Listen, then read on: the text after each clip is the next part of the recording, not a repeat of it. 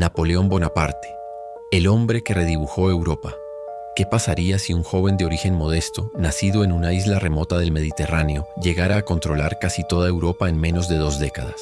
Esta no es la trama de una novela épica, sino la verdadera historia de uno de los personajes más fascinantes y controvertidos de todos los tiempos.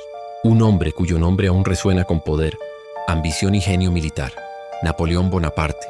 Napoleón nació el 15 de agosto de 1769 en Ajaccio, Córcega, una isla que apenas un año antes había pasado a manos francesas tras siglos bajo dominio genovés.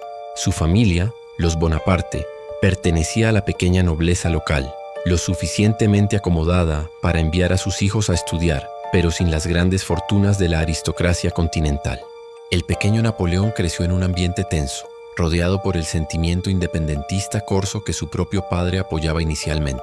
Sin embargo, cuando Francia consolidó su control sobre la isla, el pragmático Carlo Bonaparte cambió de bando, asegurando así que sus hijos tuvieran acceso a la educación francesa.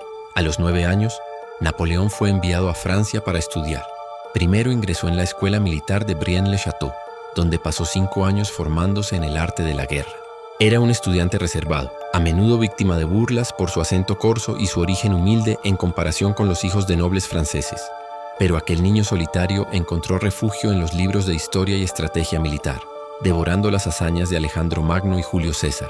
Su inteligencia destacaba tanto que logró ingresar a la prestigiosa Academia Militar de París, graduándose en tan solo un año. Una hazaña notable para la época. El joven teniente de artillería Napoleón Bonaparte parecía destinado a una carrera militar modesta, pero la Revolución Francesa de 1789 lo cambió todo. Francia se sumergió en el caos.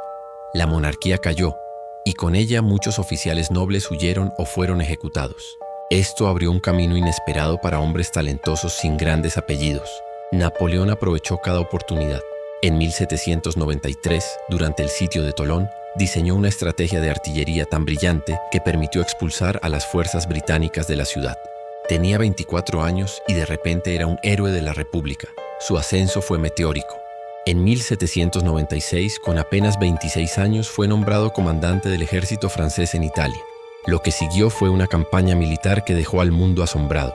Con un ejército mal equipado y desmoralizado, Napoleón logró derrotar a las fuerzas austríacas una y otra vez, utilizando una combinación letal de velocidad, sorpresa y una comprensión instintiva del campo de batalla. No solo ganó batallas, sino que transformó la guerra misma, reemplazando las rígidas formaciones del siglo XVIII con tácticas más flexibles y agresivas. Pero Napoleón no era solo un militar. Era un político astuto que entendía el poder de la imagen y la propaganda. Regresó a Francia como un conquistador triunfante, y el Directorio, el gobierno corrupto e inestable de la época, lo veía con una mezcla de admiración y temor. En 1799, Napoleón dio un golpe de estado el 18 de Brumario, derrocando al Directorio y estableciéndose como primer cónsul de Francia. Tenía 30 años y prácticamente controlaba el país. Como gobernante, Napoleón demostró ser tan revolucionario como en el campo de batalla. Reformó todo el sistema legal francés, creando el Código Napoleónico, un conjunto de leyes que aún hoy forma la base de muchos sistemas jurídicos alrededor del mundo. Estableció el Banco de Francia, reorganizó la educación, mejoró la infraestructura con nuevas carreteras y puentes y firmó un concordato con la Iglesia Católica que estabilizó las relaciones religiosas. Estas reformas modernizaron Francia y sentaron las bases del Estado moderno. En 1804, Napoleón dio el paso definitivo. Se coronó a sí mismo emperador de los franceses en una ceremonia grandiosa en Notre Dame. En un gesto simbólico que resume su personalidad, tomó la corona de manos del Papa y se la colocó él mismo, dejando claro que su poder no provenía de la autoridad divina, sino de su propio genio y voluntad. Los años siguientes fueron de gloria sin precedentes. Napoleón expandió el imperio francés hasta controlar la mayor parte de Europa occidental. Derrotó a Austria, Prusia y Rusia en batallas legendarias como Austerlitz, Jena y Friedland. Redibujó el mapa de Europa. Disolvió el Sacro Imperio Romano Germánico que había existido durante siglos y colocó a sus hermanos en tronos de países conquistados. Era el hombre más poderoso del continente, un estratega militar sin igual cuyas tácticas aún se estudian en academias militares de todo el mundo. Pero toda esa gloria tenía un precio. Las constantes guerras drenaban los recursos de Francia y costaban miles de vidas.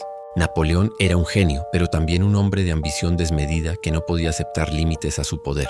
Su intento de controlar España mediante la imposición de su hermano José como rey resultó en una guerra de guerrillas brutal que sangró al ejército francés durante años. Los españoles, apoyados por Gran Bretaña, resistieron ferozmente en lo que llamaron la Guerra de Independencia. El error más catastrófico llegó en 1812, cuando Napoleón decidió invadir Rusia con un ejército de más de 600.000 hombres, la fuerza militar más grande jamás reunida hasta ese momento. Esperaba una rápida victoria, pero los rusos emplearon una estrategia devastadora: retirarse constantemente, quemando ciudades y cultivos a su paso. Cuando Napoleón finalmente entró en Moscú, encontró una ciudad en llamas y vacía. Sin suministros y enfrentando el invierno ruso, el gran ejército tuvo que retirarse. Fue una catástrofe. El frío, el hambre y los ataques constantes redujeron la gran armada a menos de 100.000 supervivientes. Esa derrota reveló que Napoleón era humano después de todo. Las potencias europeas, oliendo la debilidad, formaron una nueva coalición contra él. En 1813 fue derrotado en la batalla de Leipzig, conocida como la Batalla de las Naciones. París cayó en 1814 y Napoleón fue forzado a abdicar. Lo exiliaron a la isla de Elba en el Mediterráneo, un reino diminuto para un hombre que había gobernado un imperio. Pero la historia de Napoleón aún no había terminado. En marzo de 1815 escapó de Elba y regresó a Francia en lo que se conoce como los 100 días. El rey Luis XVIII huyó y Napoleón recuperó el poder sin disparar un solo tiro. Tal era su magnetismo y la lealtad que inspiraba. Sin embargo, Europa no lo permitiría. Las potencias aliadas reunieron sus ejércitos y el 18 de junio de 1815, en Waterloo, Napoleón libró su última batalla.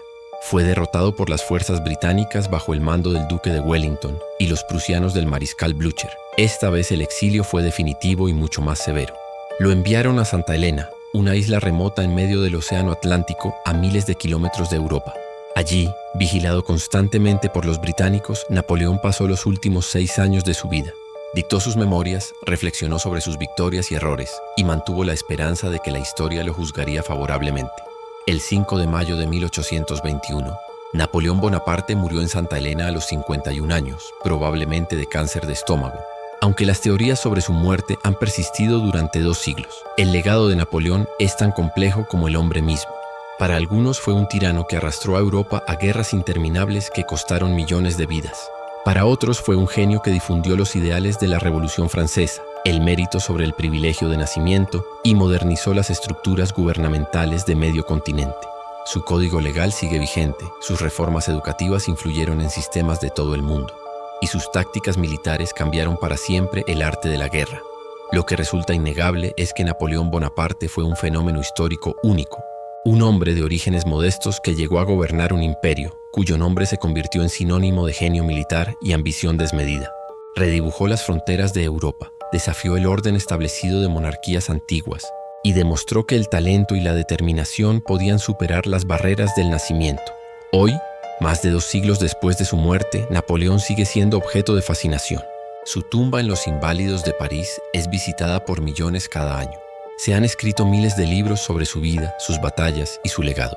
Los historiadores debaten apasionadamente si fue un héroe o un villano, un liberador o un conquistador. Pero quizás la verdad es que fue todo eso a la vez. Un personaje tan grande y contradictorio que ninguna etiqueta simple puede contenerlo. Se dice que Napoleón afirmó: "La historia es un conjunto de mentiras acordadas". Si eso es cierto, entonces su propia historia es el testimonio de que incluso las mentiras no pueden ocultar la magnitud de un hombre que cambió el mundo. Un hombre que demostró que el destino no está escrito en las estrellas, sino forjado por la voluntad, la inteligencia y la audacia de atreverse a soñar en grande, incluso cuando el mundo entero se opone.